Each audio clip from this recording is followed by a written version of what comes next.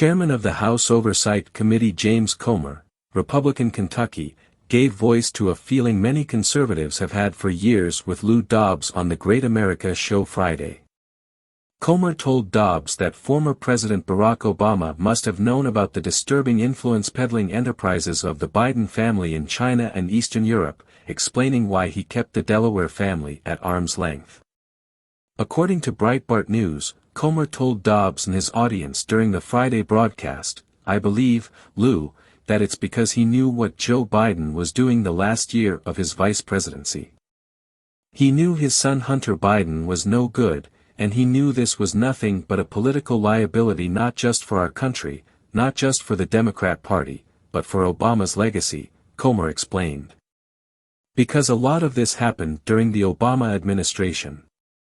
Comer and the House Oversight Committee revealed devastating evidence Wednesday that over the course of 2015 to 2017, the Biden family had raked in an excess of $10 million from obscure business deals in which no traceable goods or services changed hands across over 20 different shady business entities. Well, I think that the associates want to tell their story, and they've been left out to dry by their association with Hunter Biden. If you look at everyone who's ever been in business with a Biden, whether it be Hunter Biden or Jim Biden, none of them ended well. None of the businesses ended well. Most of the businesses never got started off the ground. Any money that was transferred in from China or adversaries around the world ended up in the Biden's back pockets. So these people have been left out to dry. They want to tell their story. Their good names have been tarnished. And I think that's a very positive thing. There are two more people that were involved with the Bidens in various schemes that want to come forward, but they're currently involved in different types of litigation, and we're trying to explore the various options that they would have. But take the 4 to 6 people that we're in communication with, along with now having bank records from multiple banks, as well as having access and going in every day to the Treasury Department to see those suspicious activity reports. And this investigation's moving along at a lot faster pace than I think most people would have predicted. Any closer to learning who the mystery Biden is who received those millions from China?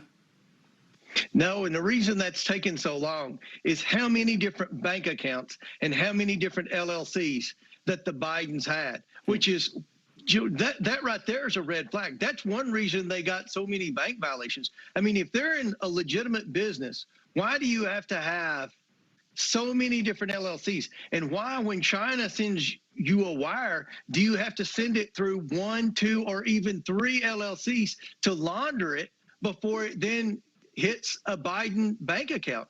I mean, this whole thing stinks to high heaven. And once we get into the LLCs, it'll be interesting to see how they set their bookkeeping up. It'll be interesting to see how and if they paid any taxes on this revenue that was coming in from our adversaries around